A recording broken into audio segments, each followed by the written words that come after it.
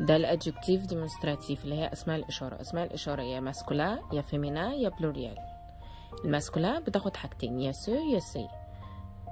جاتون، جارسون، شيا، شا، كل ده ماسكولا فبتاخد سو، ما فيهاش فويال.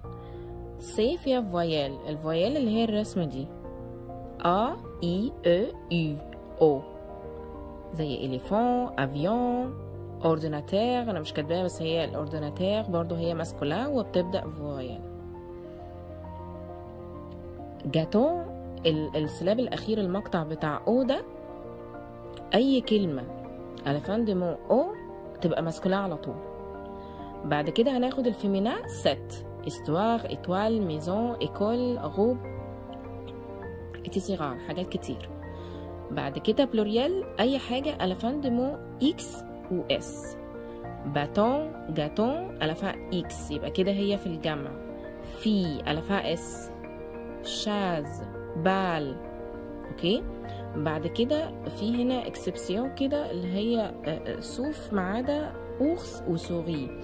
اورس اصل الكلمه اصلا فيها اس، يعني اورس اللي هو الدب، هو اصل الكلمه فيها اس، هي مش بلوريال، هي ماسكولا من الراديكال بتاع الكلمه نفسها، فبتتعامل معامله الماسكولا هتبقى سي اورس، وهتاخد سي عشان هي كومونس باغ لا لتر فويال او. بعد كده سوري برضو الراديكال بتاعها اصلا على فان دي مو اس.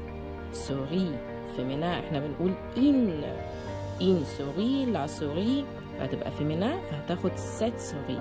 يبقى هما الكلمتين دول بس اللي اصل الكلمه بتاعتهم على فان دي مو اخر الكلمه فيهم اس، بس هما مش بلوريال، دول سنجوليه عادي. تمام. يبقى كده احنا خدنا ان الماسكولا بس، الماسكولا بس بتاخد سو وسي، والفيمينا لوحدها. الفيمينا حتى لو هي فيها فويال في اول الكلمه ملناش دعوه، هي هتتعامل معامله الفيمينا فبتاخد ست. الوحيده اللي هنعمل لها اعتبار كده في ان احنا نحط لها حاجه زياده هي الفويال الماسكولا فقط.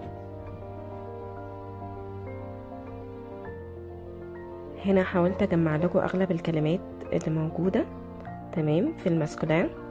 commence par la lettre voyelle comme éléphant, avion, ami, homme, oiseau, arbre, ours, âne, enfant, élève, oncle, ordinateur. وقلنا قبل كده الاكسبسيون اللي جايه معانا ours، سوري على فان دي مو اس بس هتتعامل معامله الماسكولا عادي. ours هتبقى ماسكولا cet ours.